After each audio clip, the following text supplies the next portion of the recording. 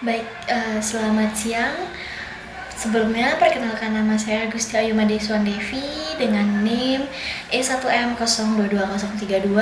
Saya di semester 7.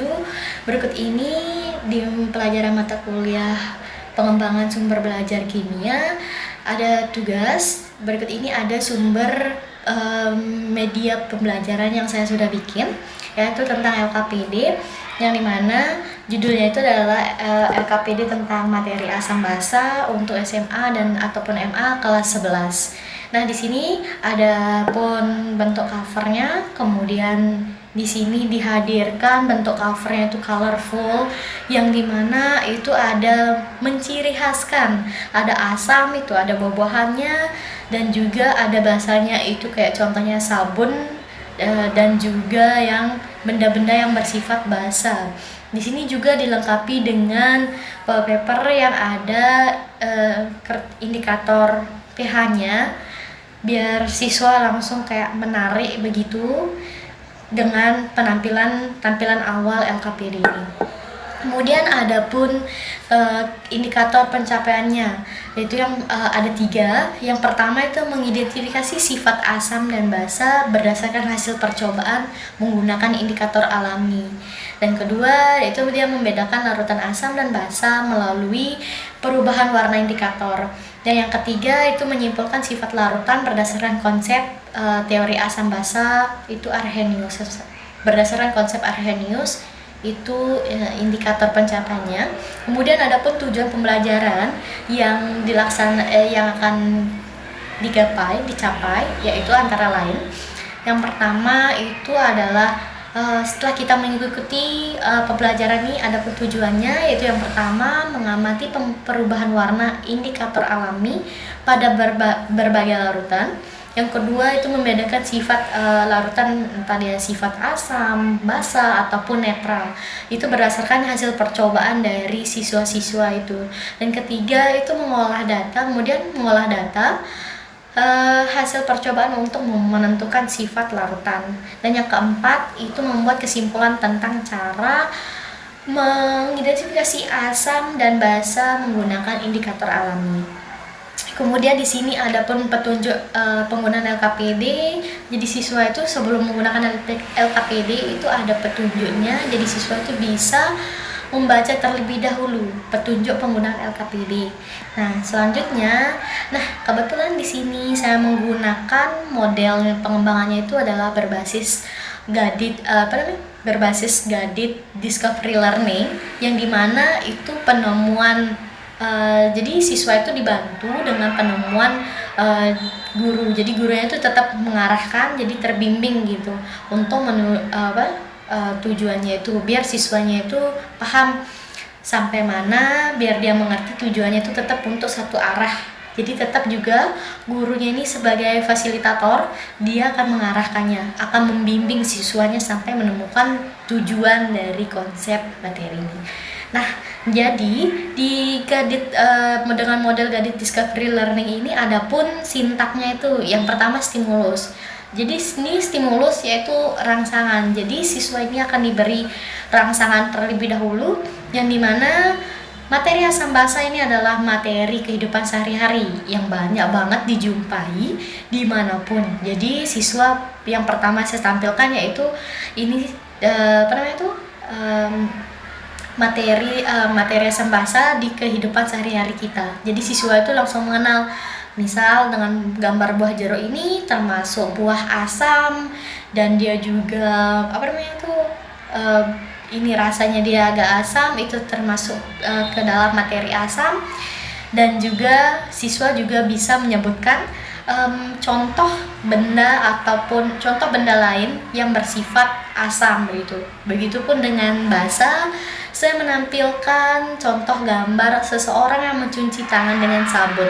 Jadi itu adalah contoh basa, yang dimana siswa langsung bisa menerka itu adalah basa, dia bersifat basa. Jadi di sini juga saya tampilkan beberapa teks itu untuk menyebutkan contoh lain dari asam dan basa. Nah, selanjutnya di sini ada pun setelah siswa memahami tentang stimulusnya, itu pasti berpikiran di pikiran siswa itu akan menemukan identifikasi masalah. Di sini ada pun namanya problem statement, yang dimana siswa langsung menemukan mengidentifikasi masalah yang terjadi, yaitu yang pertama, mengapa air jeruk terasa perih di kulit sedangkan sabun terasa licin?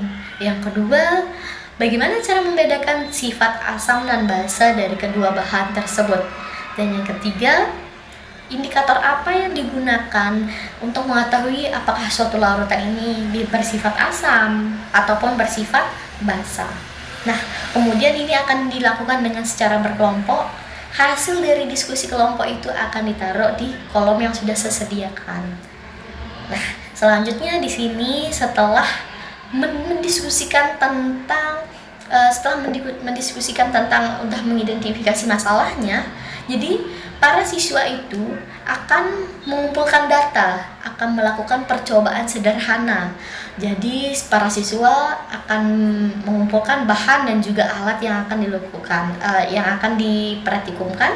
Saya di sini sudah menyediakan bahan-bahan dan juga alat yang akan disiapkan begitu. Dan juga ada pun langkah percobaan yang sudah saya tuliskan juga biar siswanya memahami. Nah, setelah itu saya menyajikan tabel, itu tabel hasil pengamatan yang dimana sudah sesuai dengan langkah kerja.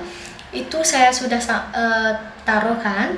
Jadi siswa itu akan menaruh hasil pengamatannya itu di tabel hasil pengamatan. Nah, di situ dia menaruh siswanya itu. Nah, kemudian setelah itu di sini saya menampilkan gambar sedikit materi secara singkat tentang materi asam basa. Jadi pengertian asam dan basa itu sendiri apa dan netral itu seperti apa. Jadi seperti yang sudah saya bilang di awal, saya tampilannya ada indikator pH.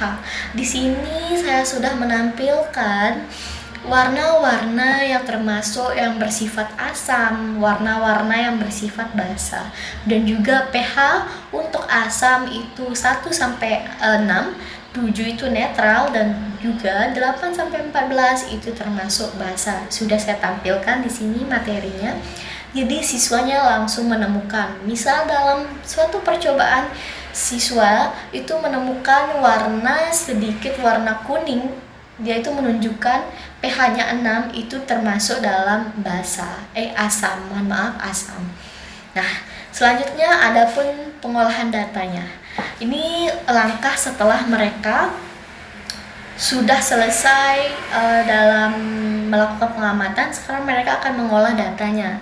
Adapun pertanyaan yang sudah saya sediakan, pertanyaannya itu ada 3. Yang pertama, larutan mana yang menunjukkan perubahan warna yang jelas dan mengapa? Jadi di sini siswa itu sudah kelihatan sekali penjelasannya, maksudnya sudah mengamati perubahan warna dan juga itu termasuk asam ataupun basa, dan siswa nanti akan berpikir mengapa sih itu termasuk asam dan mengapa sih itu termasuk larutan basa. Yang kedua, apa perbedaan hasil indikator antara larutan jeruk dan sabun? Yang di sini yang dimana itu dia menggunakan indikator alami dan alami. Nah, yang ketiga, apa hubungan hasil perubahan warna dengan sifat larutan asam dan basa? Jadi hubungannya, misal hubungannya warna berubah berwarna kuning, itu kan pH-nya 6, itu termasuk asam. Itu kenapa dia termasuk asam? Kenapa dia berwarna kuning itu termasuk asam, dan kenapa dia yang tidak, misalnya dia berwarna biru itu termasuk basa. Itu kenapa nanti siswanya langsung menghubungkan setelah dia melakukan pengamatannya itu. Nah, kemudian saya sudah menyediakan hasil analisis kelompok dalam bentuk tabel. Nah, kemudian di sini setelah siswanya sudah mengolah datanya, di sini ada pun pembuktiannya. Jadi saya sudah menyertakan sedikit ringkasan tentang bahwa asam itu pH-nya di bawah 7 dan juga basa itu di atas 7. Nah, ini dengan menggunakan informasi ini, jadi siswa langsung menuliskan verifikasi kelompoknya, yang dimana dia akan membantu apakah larutan ini yang kalian uji itu termasuk asam, basa, ataupun netral. Jadi bandingkan pengamatan kalian ini sesuai dengan teori. Nah, jadi kemudian lalu dituliskan ke dalam bentuk pembuktian kelompok yang ada yang pada kolom yang di bawah ini yang sudah saya sertakan. Jadi di situ siswanya setelah dia melakukan pembuktian itu langsung disertakan ke dalam kolom ini yang sudah saya sediakan dengan teori, dihubungkan dengan teori asam basa. Nah, selanjutnya di sini yang tahap terakhir yaitu ada kesimpulan yang dimana siswa itu akan bisa menyimpulkan bahwa asam ini dia kayak gimana, contohnya kayak gimana, dan begitupun sebaliknya dengan basa. Jadi siswa setelah dia dari stimulus sampai ke kesimpulan, dia bisa menyimpulkan semuanya dengan hasil pengamatannya, pembuktiannya, pengolahan datanya, itu dia bisa menyimpulkan. Ini diskusi dengan kelompok. Saya sudah menyertakan 2 tabel di sini untuk melakukan diskusi dengan kelompok hasil kesimpulannya mereka. Baik, terima kasih. Mungkin itu saja yang saya sampaikan. Mohon maaf kalau ada pun kata yang salah, mohon maaf. Dan selamat siang.